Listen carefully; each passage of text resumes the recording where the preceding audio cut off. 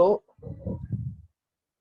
Today हम शुरू करते हैं new chapter reproductive health. Reproductive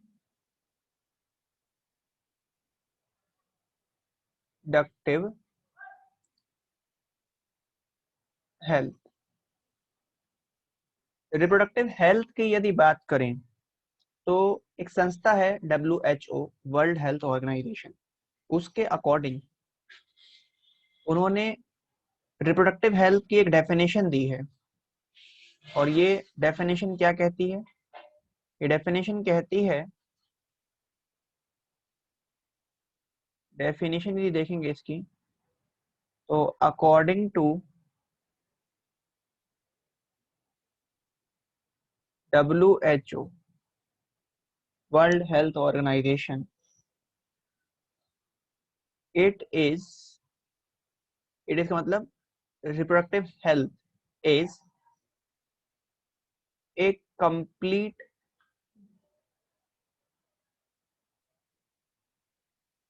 well या फिटनेस ऑफ ऑल एस्पेक्ट्स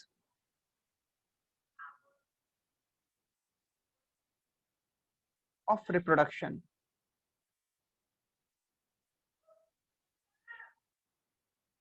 इस कंडीशन को हम रिप्रोडक्टिव हेल्थ कहते हैं, ठीक है, अकॉर्डिंग टू WHO। फिर इसमें हम आगे बात करें तो हमारे पास सबसे पहला टॉपिक आता है फैमिली प्लानिंग। कि फैमिली प्लानिंग क्या होती है।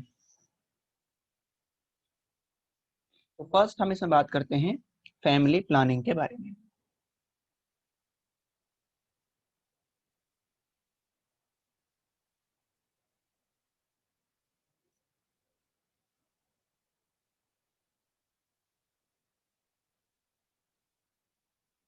फैमिली प्लानिंग की यदि बात करें तो फैमिली प्लानिंग प्रैक्टिस है जिसमें कोई इंडिविजुअल क्या करता है, उसके कुछ ऑब्जेक्टिव होते हैं इंडिविजुअल के। तो these are practice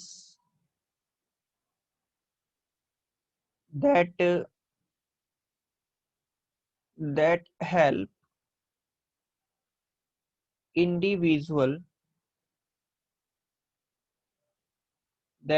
individual to attain certain objective।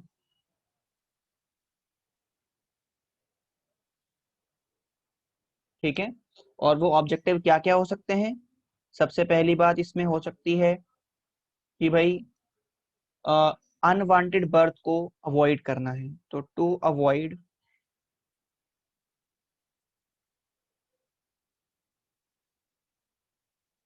Unwanted birth. दूसरा है to bring about wanted birth. To bring about wanted birth. तीसरा है to regulate the interval between pregnancy. To regulate the intervals, मतलब space होना चाहिए between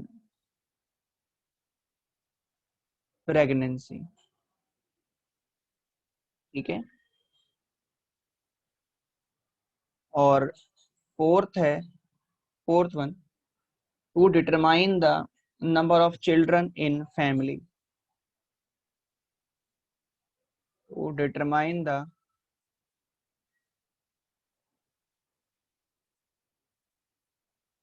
number of children in family. एक family में कितने चिल्ड्रंस होने चाहिए, इन सारी चीजों को भी इसमें डिटरमाइन किया जाता है। तो ये है ऑब्जेक्टिव्स ऑफ फैमिली प्लानिंग।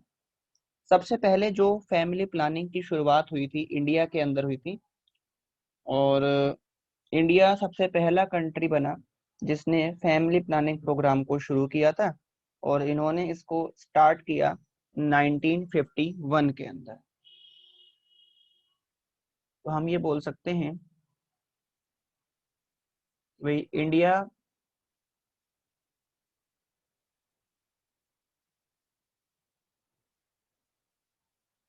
हम ये कह सकते हैं India is the first country,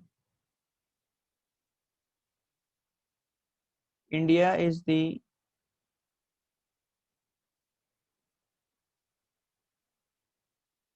first country in world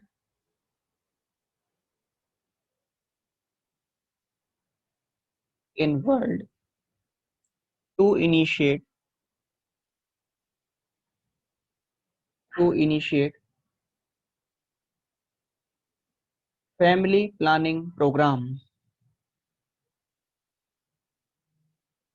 family planning programme, जिन्होंने सबसे पहले फैमिली प्लानिंग प्रोग्राम शुरू किए थे। और कब किए थे?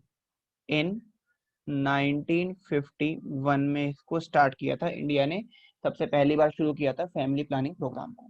फिर 1977 में इसको चेंज कर दिया गया, और चेंज करके फैमिली प्लानिंग को फिर नाम दे दिया गया फैमिली वेलफेयर प्रोग्राम। ठीक है, तो हम ये बोल सकते हैं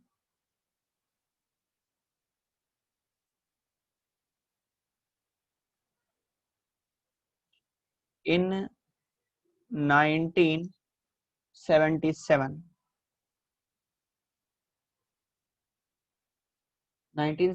में it changes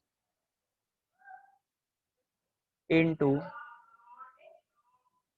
family welfare program।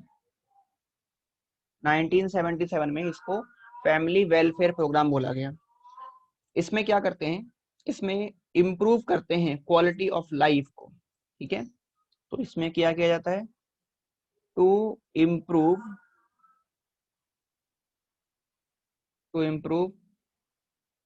Quality of life of people. इसमें लोगों के क्वालिटी ऑफ लाइफ को इम्प्रूव किया जाता है, और जिसे हम क्या नाम दिया फिर इसको आगे नाम दिया गया reproduction and child health care programme. इसको फिर नाम दे दिया गया RCH। इसकी फुल फॉर्म में reproduction and child health care programme. ठीक है, इसी का नाम है ये, फैमिली वेलफेयर प्रोग्राम का ही नाम है ये reproduction and child health care programme, जिसमें हम क्वालिटी ऑफ लाइफ को इम्प्रूव करते हैं इंडिविजुअल की। इसके बाद कुछ स्लोगन दिए गए, वो स्लोगन क्या थे उसको हम समझते हैं। यहाँ तक आप नोट करें, फिर हम जो इसमें स्लोगन दिए गए, जो नॉर्म्स थे फैमिली के, स्मॉल फैमिली नॉर्म्स जो थे वो क्या थे वो समझ लेते हैं।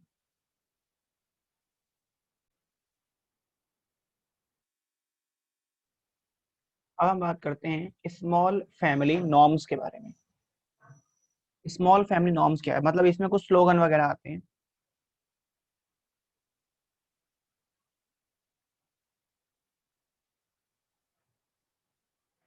स्मॉल फैमिली नॉर्म्स,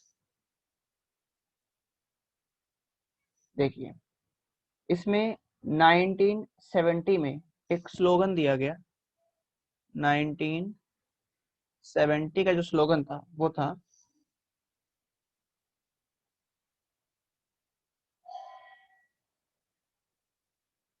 2 या 3 बस।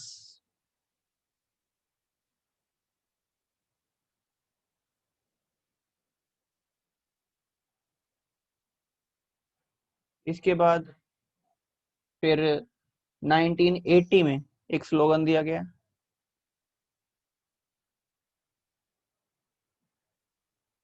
1980 स्लोगन वाज सन और डॉटर, सन और डॉटर, और इसको बोल सकते हैं to will do, to will do, या इसको बोलते हैं हम दो हमारे दो।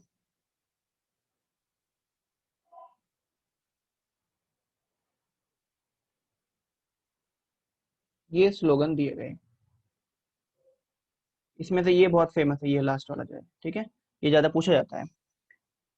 इसके अलावा इसमें एक और बात कही गई कि भाई टू और सन और डॉटर में जो स्पेस होना चाहिए, या दो इंडिविजुअल में, दो ऑफिस में स्पेस होना चाहिए, दो ऑफिस स्प्रिंग में, दो बेबीज के बीच में जो एज डिफरेंस होना चाहिए वो कितना होना चाहिए, सेकेंड आफ्टर थ्री,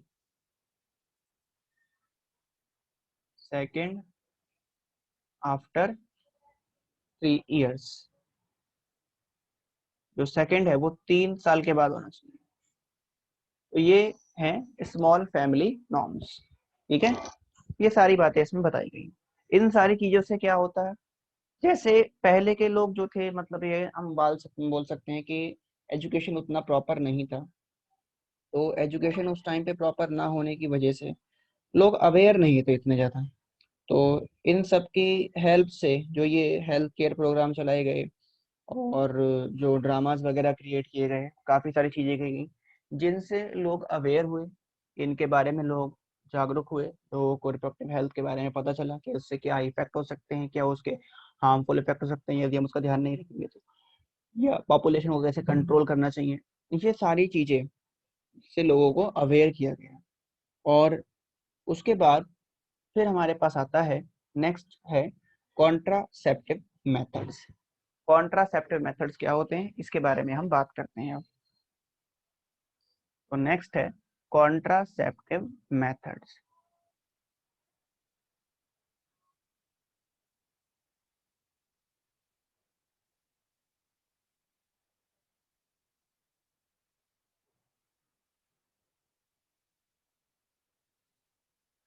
देखिए, कॉन्ट्रासेप्टिव मेथड्स क्या होती हैं, ऐसे मेथड जो अनवांटेड बर्थ को या प्रेगनेंसी को रोकें, उन्हें बोलते हैं हम कॉन्ट्रासेप्टिव मेथड्स। तो क्या है, these are the methods which prevent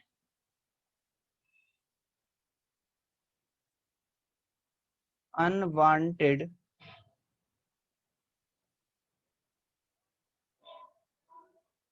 birth या प्रेगनेंसीज। ऐसे मेथड जो अनवांटेड बर्थ को या प्रेगनेंसी को रोकें, उन्हें बोलेंगे हम कॉन्ट्रासेप्टिव मेथड्स। अब इसके टाइप यदि समझोगे तो ये दो तरह के हो सकते हैं। टाइप्स की यदि बात करेंगे तो ये दो टाइप के हो सकते हैं। कौन कौन से हो सकते हैं, देखिए।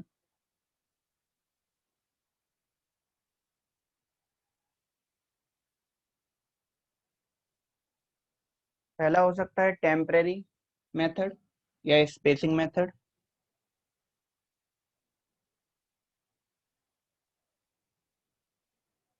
टेम्परेरी मेथड,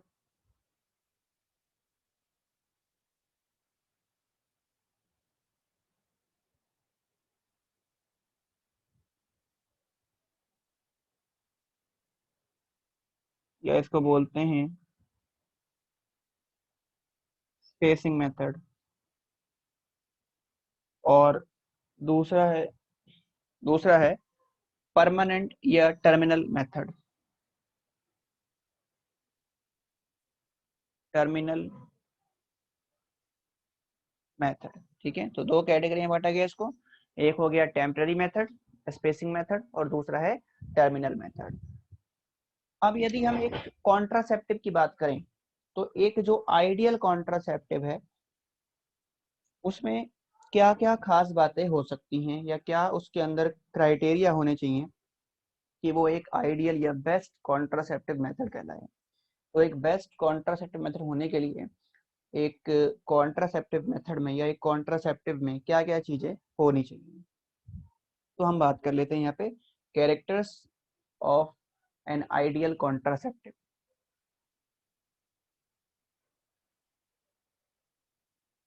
तो यहाँ हम समझते हैं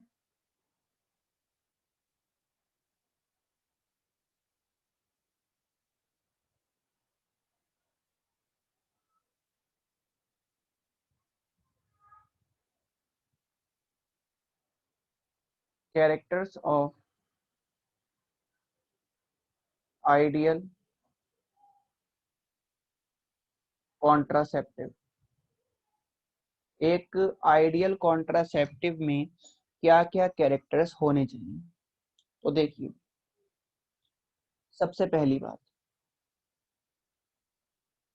जो एक आइडियल कॉन्ट्रासेप्टिव है वो कैसा होना चाहिए, यूजर फ्रेंडली होना चाहिए। मतलब आसानी से उसको यूज किया जा सके, यूजर उसको इजीली अप्लाई कर सके। इसके अलावा वो इजीली अवेलेबल होना चाहिए, इफेक्टिव होना चाहिए और रिवर्सिबल होना चाहिए, लेस या नो साइड इफेक्ट के साथ। तो क्या क्या खास बात होगा इसमें। सबसे पहली बात, it should be user friendly. It should be user friendly.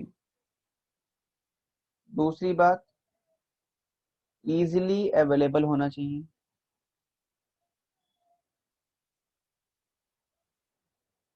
Easily available होना चाहिए। इसके अलावा ये कैसा होना चाहिए, ये इफेक्टिव होना चाहिए। इफेक्टिव होना चाहिए और रिवर्सिबल होना चाहिए।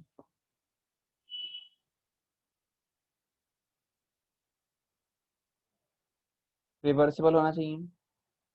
नो और लेस साइड इफेक्ट। नो और लेस साइड इफेक्ट होने चाहिए इसके। नो और लेस साइड इफेक्ट। ठीक है जी। तो ये सारी चीजें हो गई। इसके अलावा ये कैसा होना चाहिए, इसमें कोई भी ये सेक्सुअल डिजायर में इंटरफेयर ना करे। तो इट इट शुड नो वे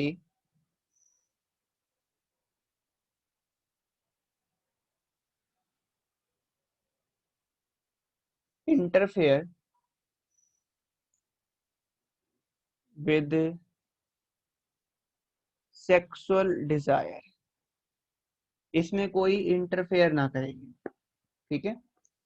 तो ये सारी बातें होनी चाहिए एक आइडियल कॉन्ट्रासेप्टिव के अंदर। कुछ कॉन्ट्रासेप्टिव के हम एग्जाम्पल लिख देते हैं, कौन कौन से आते हैं एग्जाम्पल समझेंगे यदि। तो अभी सबको हम डिटेल में पढ़ेंगे, फिलहाल थोड़े से यहाँ एग्जाम्पल लिख देते हैं। जैसे ओरल कॉन्ट्रासेप्टिव होते हैं, ओरल कॉन्ट्रासेप्टिव्स हो गए। इसके अलावा कुछ इंजेक्टेबल्स होते हैं और इसके अलावा इम्प्लांट्स हो सकते हैं। इम्प्लांट्स हो गए। इसके अलावा हम लिख सकते हैं कुछ बैरियर हो गए और नेचुरल या ट्रेडिशनल मेथड हो सकते हैं।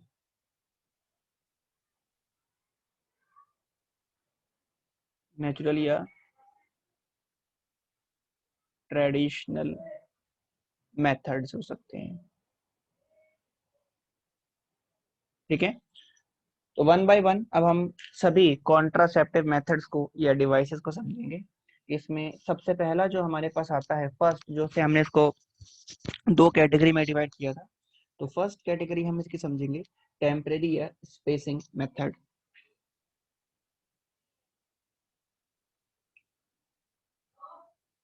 फर्स्ट कैटेगरी है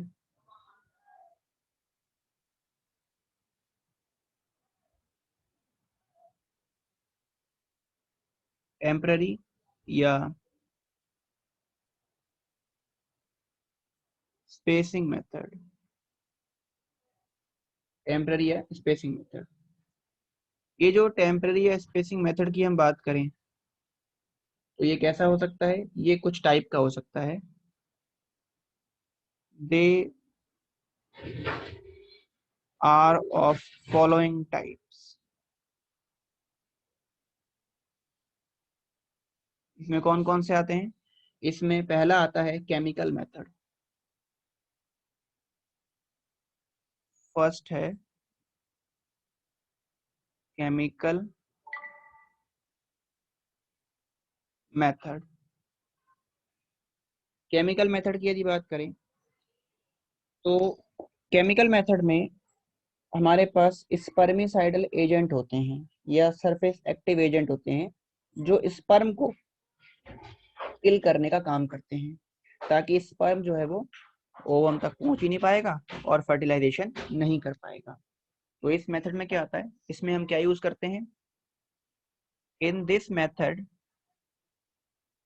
in this method in this method chemicals are used, chemicals are used। और ये कैसे होते हैं? which are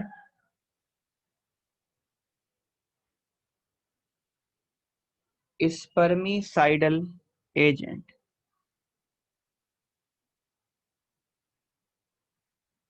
ये स्पर्मिसाइडल एजेंट होते हैं या इन्हीं को बोल सकते हैं सरफेस एक्टिव होते हैं, सरफेस एक्टिव एजेंट होते हैं। ठीक है, ये क्या करते हैं? ये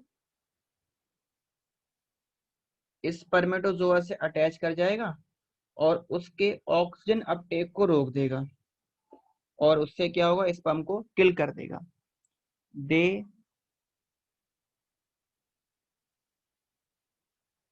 अटैच्ड विद स्पर्मेटोजोआ,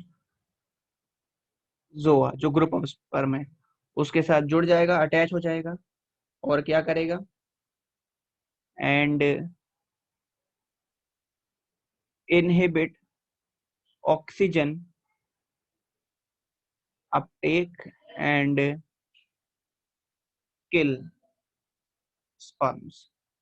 स्पर्म को ये मार देगा, इसलिए बोलते हैं स्पर्मिसाइडल। ठीक है, ये नोट करें। फिर इसके बाद इसके कुछ एग्जाम्पल और इसके फेलियर चांसेस कितने हैं, कितना परसेंट इसके चांसेस हैं कि ये मेथड फेल हो सकता है, वो सब चीजें हम आगे समझते हैं। ये लिख लें, नोट कर लें, फिर आगे बात करते हैं।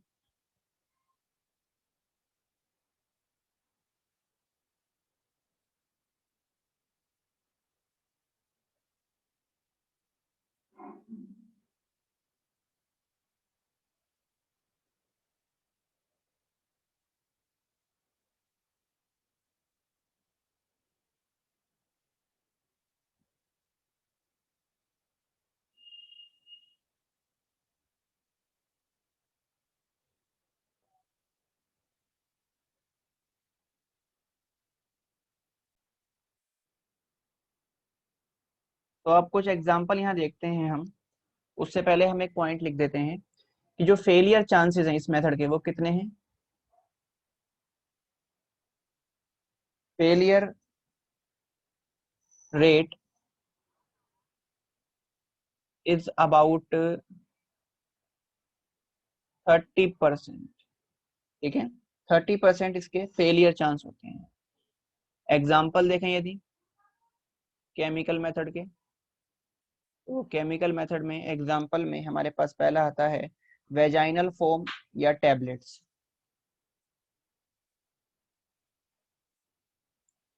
वेजाइनल फोम या टैबलेट, इसको सेक्सुअल इंटरकोर्स से पहले वेजाइना में रखा जाता है और फिर ये एक फोम झाग क्रिएट करेगा जिससे स्पर्म किल हो जाएगा। इसमें अगर ब्रांड देखोगे किस नाम से आता है टैबलेट ये, तो इसका नाम है टुडे। टुडे के नाम से आता है टैबलेट। इसके अलावा अगला है इसमें क्रीम या जेलीज। क्रीम जेली भी वेजाइना में ही अप्लाई की जाती है, और ये भी क्या करते हैं, स्पर्म को किल कर देते हैं सेम मेथड से। और ये किस नाम से मिलती है बाजार में, ये मिलेगा निम 76 के नाम से आएगा। निम 76 के नाम से मिल जाएगा। ठीक है। और ये सब कौन बनाया, किसने बनाया है, ये सब ये इंपॉर्टेंट है, लिख लेते हैं नोट करके, यही ब्रैकेट में लिख लेते हैं। Defence institute of physiology, defence institute of physiology allied science,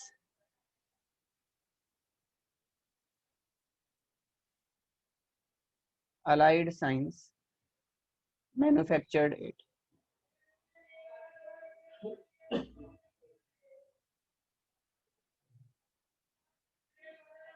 ठीक है, इन्होंने इसको बनाया है।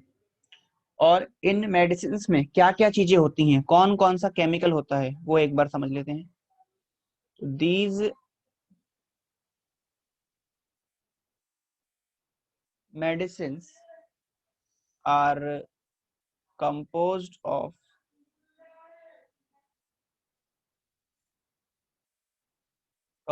of chemicals। कौन कौन सा केमिकल है इसमें होता है, लाइक ZnSO4, KMnO4, इसके अलावा बोरिक एसिड,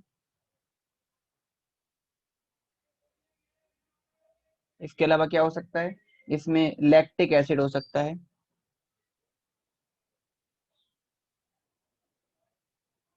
इसके अलावा सिट्रिक एसिड भी हो सकता है। ठीक है, ये सब हो सकता है। और ये सारे केमिकल क्या हैं, डिस्ट्रॉय कर देते हैं स्पर्म को। These chemicals completely destroy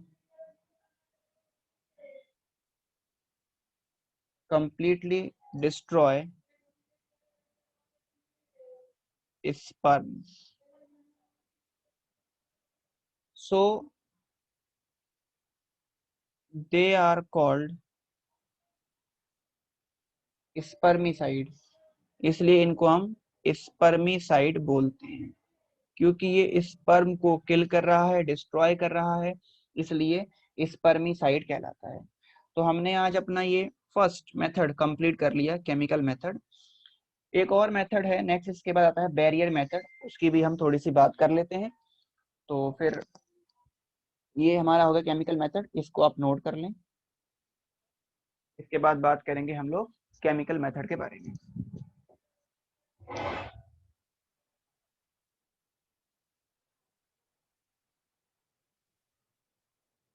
sorry, chemical method हो गया, इसके बाद करते हैं हम लोग बैरियर मेथड के बारे में, इसको नोट करें। नेक्स्ट है बैरियर मेथड।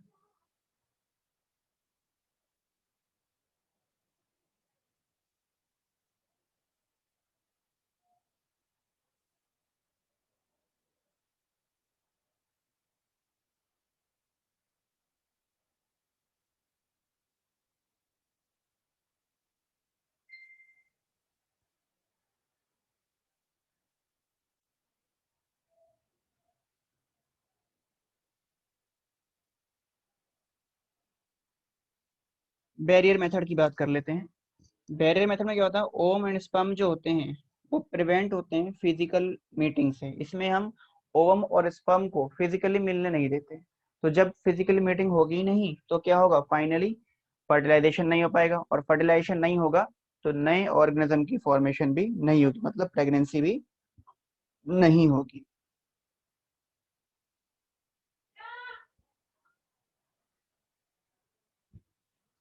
तो बैरियर मेथड में हम बोल सकते हैं कि ovum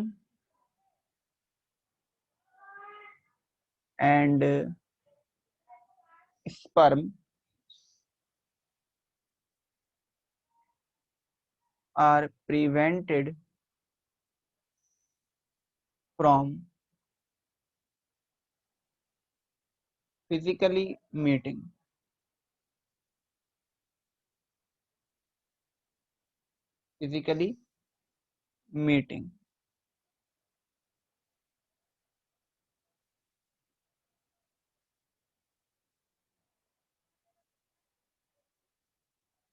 with the help of barrier with the help of barrier. अब ये जो बैरियर हैं वो अलग अलग हो सकते हैं, मेल के लिए अलग हो सकता है, फीमेल के लिए अलग हो सकता है। तो इन सभी चीजों को, कि मेल के लिए कौन सा बैरियर है, फीमेल के लिए कौन सा बैरियर है, ये सारी बातें हम लोग नेक्स्ट क्लास में कंटिन्यू करेंगे। यहाँ तक करके रखें, अच्छे से पढ़ें, और जो भी डाउट आता है वो डाउट आप लोग पूछ सकते हैं। थैंक यू सो मच, मिलते हैं अगली क्लास में।